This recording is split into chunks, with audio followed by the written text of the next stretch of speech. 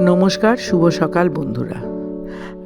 শরীরের অবস্থার জন্যে বেশ কিছুদিন ঠিক নিয়মিতভাবে ভিডিও দিতে পারছি না, তবুও মনে জোর করে চলে গেছিলাম পিঠেপুলি উৎসবে। আজকালকার দিনে বাড়িতে পিঠেপুলি উৎসবে পিঠে বানানোটা একটা যেন কষ্টের জায়গা হয়ে গেছে। কারণ আমি না বসে নারকেল কুড়াতে একদম পারি না, পায়ে ব্যথার জন্যে। সেই জন্যে ভাবলাম, যখন সামনে এত কাছেই পিঠেপুলি উৎসব হচ্ছে, চলেই যাই। গিয়ে দেখলাম সে এক রাজসূহ যজ্ঞ। বিরাট মাঠে অন্তত 96টা স্টল। তাতে পিঠে হয়তো অনেক জায়গায় একই রকমের, কিন্তু তাতে যারা দাঁড়িয়ে দাঁড়িয়ে বিক্রি করছেন এক একজন এক এক রকম সাজে, এবং কয়েকটা আবার নতুন ধরনের পিঠেও দেখতে পেলাম। তাছাড়া মাঝে চলছে একটি বিরাট স্টেজ বানিয়ে ফাংশন। যদি আপনার পিঠে খেতে খেতে বসতে ইচ্ছে করে, চেয়ার পাতা রয়েছে, ওখানে বসে ফাংশন দেখতে দেখতে আপনি পিঠে খান। এবং পিঠে শুধু যে মিষ্টি পিঠেই রয়েছে তা না, বিভিন্ন রকম নোনতা পিঠে। এই মাঠের ঠিক বাইরেও রয়েছে কিছু বড় বড় দোকানের স্টল, যেমন অঞ্জলি জুয়েলার্স, রেনে, তারপরে আরও পিজার একটা দোকান রয়েছে। যেগুলো আমিষ সেগুলো একদম বাইরে, আর নিরামিষের যে পিঠের উৎসবটা সেটা ভেতরে। যারা পুরোপুরি ভেজ তারা অবশ্যই চোখ বন্ধ করে এখানে গিয়ে খেতে পারেন। মেলাটা বেশ জাঁকজমকপূর্ণ এবং আলো ঝলমলে। আপনার গেলে ভালো লাগবেই লাগবে। আর যদি এখানে পকেটে কিছু পয়সা নিয়ে যান, টুকটাক জিনিস টেস্ট করে দেখতে পারেন।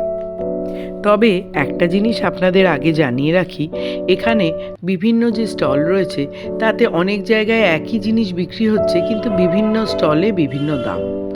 কোথাও যেটা 20 টাকা, আবার কোথাও সেটা 10 টাকা। সুতরাং আপনি দেখে বুঝে খাবেন। এই নয় যে যেখানে 20 টাকা সেটি খুব ভালো আর 10 টাকারটা খারাপ।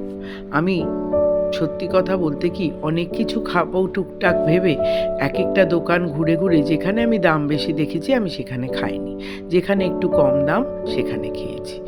যেমন রসবড়া খেয়েছি আমরা, তার সাথে খেয়েছি গোকুল পিঠে, মোদকের একটা ভাপা পিঠে মতো করা ছিল, ওই খেয়েছি, মালপোয়া, ক্ষীরের মালপোয়া খেয়েছি।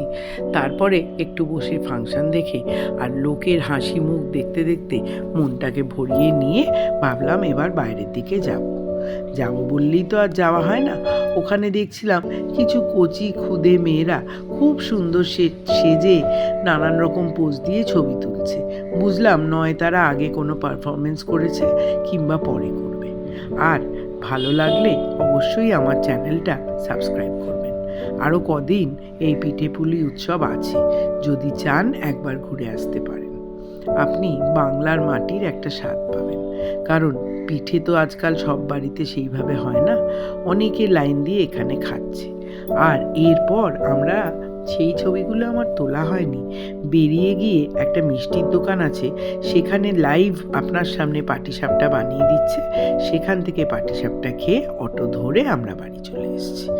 যদি পারেন সেই মিষ্টি মুখ বলে দোকানটায় গিয়ে পিঠেটা খেয়ে দেখবেন।